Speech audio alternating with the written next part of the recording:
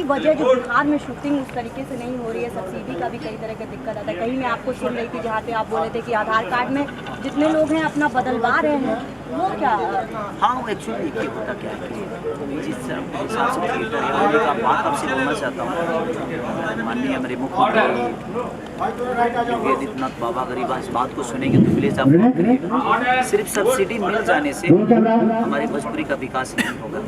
मैं चाहता हूँ कि हम सामान हम बना रहे हैं, लेकिन बेचने के लिए मॉल चाहिए, थिएटर चाहिए। तो मैं चाहता हूं कि कम से कम 400 थिएटर 500 थिएटर यूपी में है जो बंद पड़े हुए हैं। तो मैं आपसे रिक्वेस्ट यही करूंगा कि सब्सिडी के दम पे हम अपने भाषा को प्रमोट नहीं करेंगे, क्योंकि सब्सिडी तो प्रोड्यूसर के घर में जाएगी, लेकिन अपने भाषा को बढ़ा करने के लिए हमें दुकान चाहिए अपने सामान को बेचने के लिए। तो उस दुकान का भी प्लीज़ आप व्यवस्था करिए ताकि हम अपने भाषा के उस सामान को उस दुकान के अंदर रखें ताकि दुनिया आकर उसको खरीदे। जो स्टार की जो सफर थी वो मेगा स्टार और सुपरस्टार के बीच में आने लगती है। इन गानों के बीच फिर एक दौर ये भी आया कि 3 दिन आपको तिहाड़ में रहना पड़ा। सानिया मिर्जा वाली कहानी मैं चाहती हूँ दर्शकों को बताएं। देखिए वो बीता हुआ कल है, जेल कोई अच्छी चीज़ तो है नहीं, और जेल जाना तो हमारे पूर्वज भी गए। कौन सा गाना था अगर आप भगवान भी जेल में पैदा हुए? कौन सा गाना गाया था? नथिया वाली सानिया दुल्हा तो किसी फैन का कुछ केस था, ठीक है, सबका अपना होता है। मेरे भी फैन पागल हो जाते हैं, कभी कभी सारी पे पत्थर चल जाता है तो बिहार बंद हो जाता है।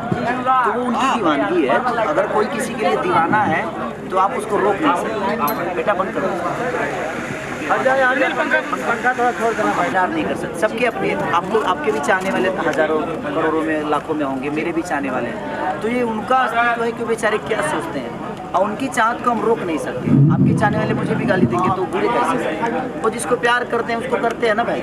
वो संगीत को प्यार कर रहे हैं, वो भोजपुरी भाषा के उस बेटे को कर रहे हैं, चाहे वो मैं हूँ चाहे कोई और है, लेकिन भोजपुरी भाषा का हित है ना। तो ये बहुत ज़रूरी है कि हमारा प्यार अपने भाषा के बच्चों के लिए, अपने भाषा के कलाकारों के लिए, ये मायने नहीं रखता कि हमारे भाषा के लोग क्या। और मैं सबसे यही सलाह दूँगा कि आपको अगर अपनी भाषा को बड़ा करना है तो अपने भाषा के सारे कलाकारों को प्यार दीजिए, उनका निंदा मत करिए।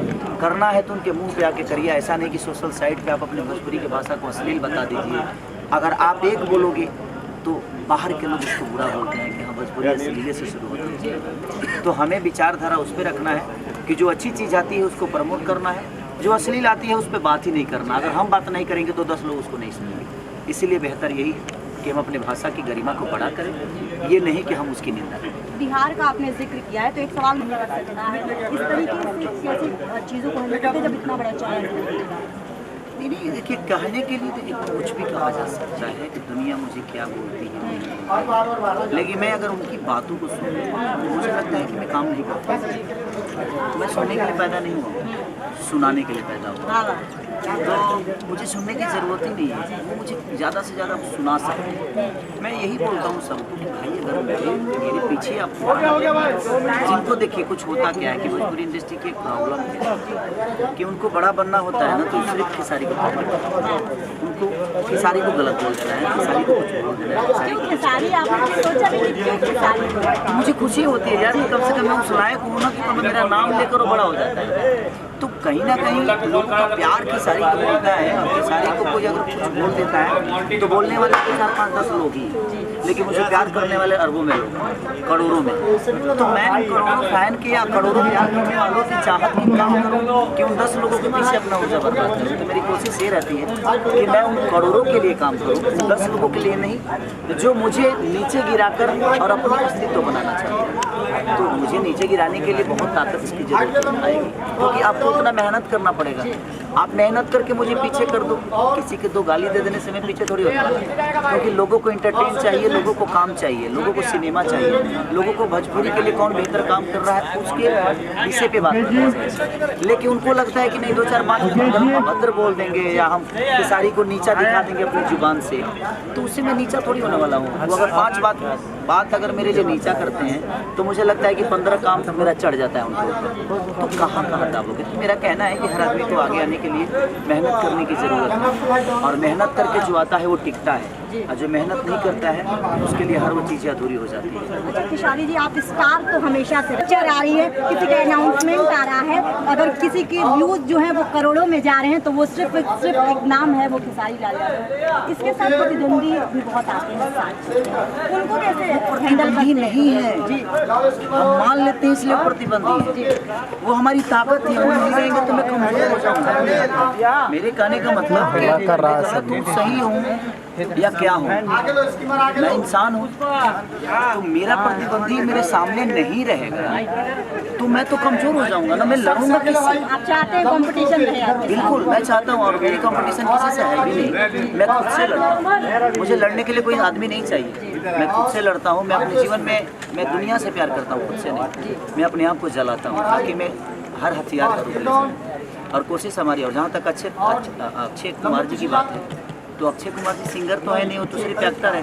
मुझे सिर्फ एक्टिंग करना होता है, तो मैं ज़्यादा रख रहे हैं। अगर सिर्फ एक्टिंग करना होना तो मुझे लगता है कि मैं बॉलीवुड में ना रहूँ, मैं हॉलीवुड में चला जाऊँ। क्योंकि नहीं, मैं एक मेरे जीवन जो है संगीत से है, और एक सिंगर एज ए सिंगर मैं पहले स्टेब्लिश हुआ, तो मुझे लगता है कि मैं इसके बिना मर जाऊँगा। जितना भगवान मुझे दे रहा है और लोगों का जितना प्यार मिल रहा है, ये बहुत है। इसी को हमें बचा के रखना है, और अपने भाषा के लिए, अपने भाषा की गरिमा के लिए जिस क्षेत्र में जाकर हमें काम करना होगा, मैं कोशिश करता हूँ कि मैं अपने बॉडी से लेकर, अपनी ऊर्जा से लेकर, अपने नाश होकर भी दुनिया को जगाए रखूँ। ये हमेशा मेरी कोशिश है। भाषा पे आऊँगी, लेकिन उससे पहले एक सवाल याद है, आपने कहा कंपटीशन आप किसी को नहीं मानते, मेरा खुद से कंपटीशन, खेसारी का खुद से कंपटीशन चल रहा है इस हिंदुस्तान में। खेसारी नाम बनाने आए हैं और नाम बना चुका है, लेकिन बहुत से ऐसे लोग इसी भोजपुरी इंडस्ट्री में बहुत सारे विवाद में भी आप रहते हैं, एक कंट्रोवर्सी भी एक साथ चलती है, उस पर क्या जवाब देना चाहेंगे? क्योंकि हमने एक लाइव भी देखा जहाँ पर आप और एक बहुत बड़े स्टार भोजपुरी के लड़के नजर आए, इस तरीके की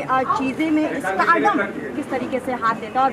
और मैं कहूँगी कि भोजपुरी या हिंदुस्तान बढ़ गया, आधे से ज़्यादा लोग जो आपके साथ खड़े थे बोल रहे थे पीछे भागते हैं सिर्फ इनकी झलक जानने के लिए, और झलक ऐसी कि हिंदुस्तान में अगर कोई भोजपुरी का नाम लेता है तो उस लड़के का नाम आता है। बात कर रही हूँ खेसारी लाल यादव की।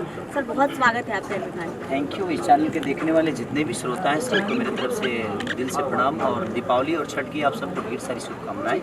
आप लोग ऐसे ही इनको सब्सक्राइब भी करिए, इनको प्यार भी दीजिए और अपना आशीर्वाद दीजिए, ताकि ये भी खेसारी की तरह ही अपने आप को एक अलग मुकाम लेकर जाएं, और आपका प्यार इनको हमेशा मिलता है। अच्छा, आपने शुरुआत ही कर दी है दूसरों को सपोर्ट करके। एक ये जब मैं खेसारी की ज़िंदगी देखती हूँ तो एक चीज़ मुझे हमेशा लगती है कि आप दूसरों को सपोर्ट करने में यकीन रहते हैं। ये व्यक्तित्व किस तरीके से, और इस स्टारडम के साथ अभी भी इस व्यक्तित्व के साथ कैसे आगे बढ़ रहे हैं? मैं चाहता हूँ कि मैं जब यहाँ तक आया तो मुझे किसी की सपोर्ट नहीं मिली, ना मेरे फाइनेंशियली कोई सपोर्ट था, ना ही मेरा कोई अप्रोच था। तो मैं कोशिश करता हूँ कि जो स्ट्रगल मैंने की वो हमारे आने वाली पीढ़ी को ना हो, जो हमसे जुड़ते हैं। हम कोशिश करते हैं कि उनको ज़्यादा तकलीफ जो मैंने उठाई है वो तकलीफ इनको ना हो। तो मैं चाहता ही नहीं कि किसी और की कहानी बने। ज़िंदगी में जब आपको तकलीफ होती है तो आपकी कहानियों से जुड़ जाती है। दूसरे को जब दर्द होता है तो वो वही समझ सकता है जिसने कभी दर्द देखा हो। दर्द देखने की जब मैं बात करती हूँ वो ओखला याद आता है। ओखला में लिट्टी चोखा बेचना, आपके पिताजी खुद चना बेचा करते थे, कम उम्र में शादी हो जाती है, लेकिन उस लड़के की जो ख्वाहिशें हैं, जो सपना है वो बड़ा देखता है। सपना आप भजन गाया करते थे और उसके बाद आज आप हिंदी गा रहे हैं, आप बादशाह के साथ गा रहे हैं। किस तरीके से ये जर्नी देखते हैं, और ओखला में क्या कभी सोचा था कि आज इस लेवल के स्टारडम के साथ आप दुनिया को आप में पहचाने जाएंगे? दुनिया में मैं जो भी बढ़ा हूँ ये मेरा स्ट्रगल नहीं है और ये जर्नी नहीं है। मुझे लगता है कि हर वो दुख मेरे लिए सीढ़ी थी जो मुझे सुख की तरफ लेके गई, और आज भी मैं चढ़ ही रहा हूँ। आज भी मुझे लगता है कि आज भी मुझे सुख नहीं मिला है।